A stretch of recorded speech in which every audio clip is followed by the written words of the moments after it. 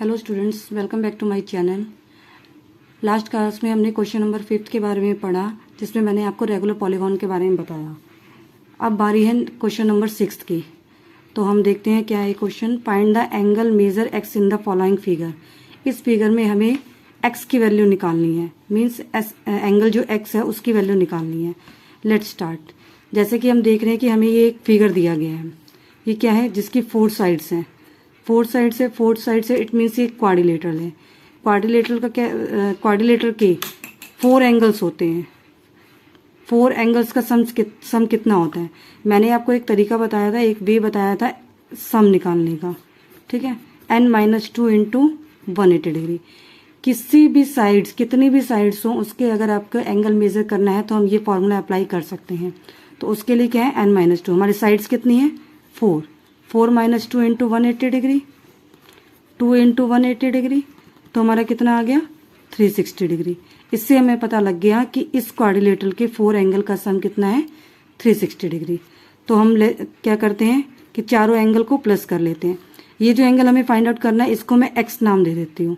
तो अगर मैं प्लस करती हूँ इनको, 50 degree plus 130 degree plus 120 degree plus x degree, कितना होगा इनका सम, 360 डिग्री, ठीक है। अगर मैं इनको प्लस कर लूँ तो ये 250 प्लस में 50, ये आ गया 300 डिग्री प्लस एक्स डिग्री।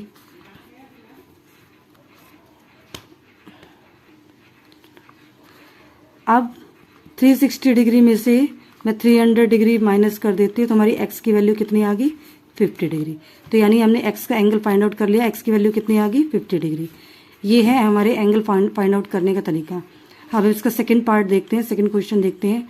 इसमें क्या है, इसमें भी 4 साइड्स हैं, यानी कि ये भी एक क्वाड्रिलेटर है। वही सेम क्वाड्रिलेटरल के एंगल का सम कितना होगा, 360 डिग्री। 360 डिग्री। अब इसमें 2 एंगल दे रखे हैं, एक 70 डिग्री, एक 60 डिग्री। थर्ड एंगल एक्स हमें फाइंड आउट करना है। फोर्थ एंगल हमें मैं नहीं बता रखा, लेकिन इसका एक एक्सटीरियर एंगल पे ऐसा एक्सटीरियर एंगल हमें बता रखा है कि ये 90 डिग्री का है।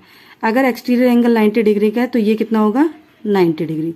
क्यों होगा, क्योंकि ये एक लीनियर पेयर है। स्ट्रेट लाइन पे कोई भी एक एंगल बनता है तो वो 180 डिग्री का होता है। 180 डिग्री का होता है। अगर बाहर एक्सटीरियर 90 का हो गया तो अंदर भी 90 डिग्री का है।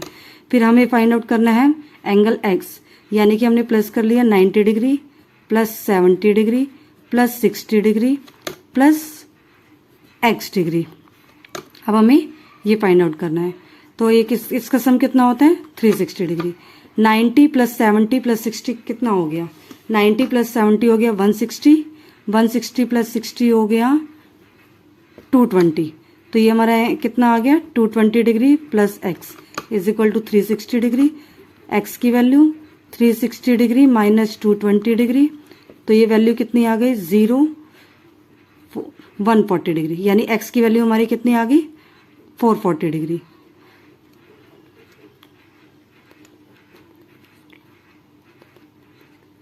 ठीक है। अब हम नेक्स्ट इसका थर्ड पार्ट देखते हैं। थर्ड पार्ट में अभी हमें क्या देख रहे हैं, हमें ये फिगर देखने को मिल रही है। इसके साइड से अगर हम देखें तो कितना है, 1 2 3 4 एंड 5 साइड्स है। तो ये क्या है, पेंटागोन है। पेंटागोन है। अभी इसमें भी एक्स फाइंड आउट करना है। अब दोनों में ही एक्स दे रखा है, इट मीन्स ये दोनों एंगल सेम है। पेंटागोन है। अब पेंटागोन के लिए हम क्या करते हैं, हमें अगर 2 एंगल फाइंड आउट करने हैं तो हमें बाकी के एंगल्स पता होने चाहिए। लेकिन इस पेंटागन में क्या है कि हमें ये एंगल पहले फाइंड आउट करना पड़ेगा और ये वाला एंगल फाइंड आउट करना पड़ेगा।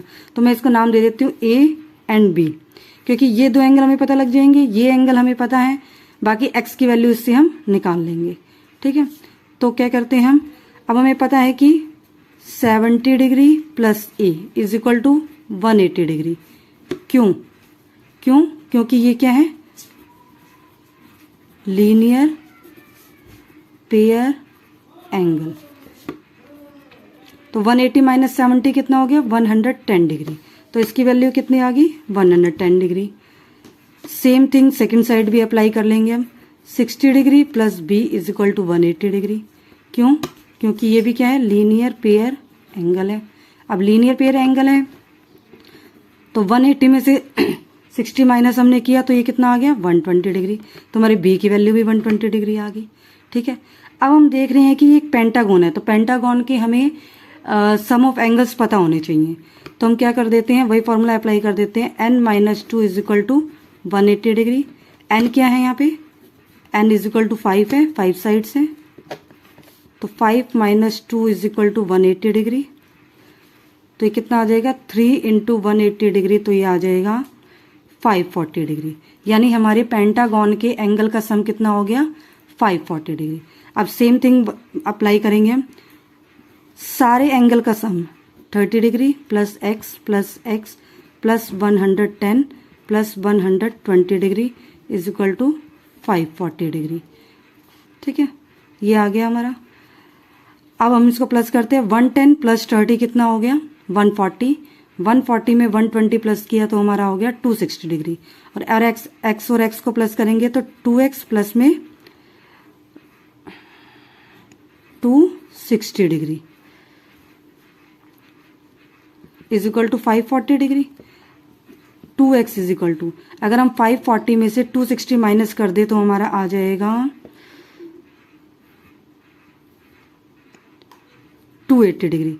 और x 280 अपॉन में 2 इज इक्वल टू कितना आ जाएगा 140 डिग्री। यानी x की हमारी वैल्यू कितनी आ गई 140 डिग्री। इट मीन्स ये भी 140 डिग्री है और ये भी 140 डिग्री है। ठीक है, तो इससे इसके थ्रू हमने इसकी वैल्यू निकाल ली, x की वैल्यू निकाल ली। हमें पहले पता होना चाहिए कि एंगल ऑफ सम कितना है, और हमें जो 2 एंगल और निकालने थे वो फाइंड आउट किए। उसके बाद हमने सारे एंगल को प्लस करके 2 से डिवाइड करके 140 डिग्री x की वैल्यू निकाल ली।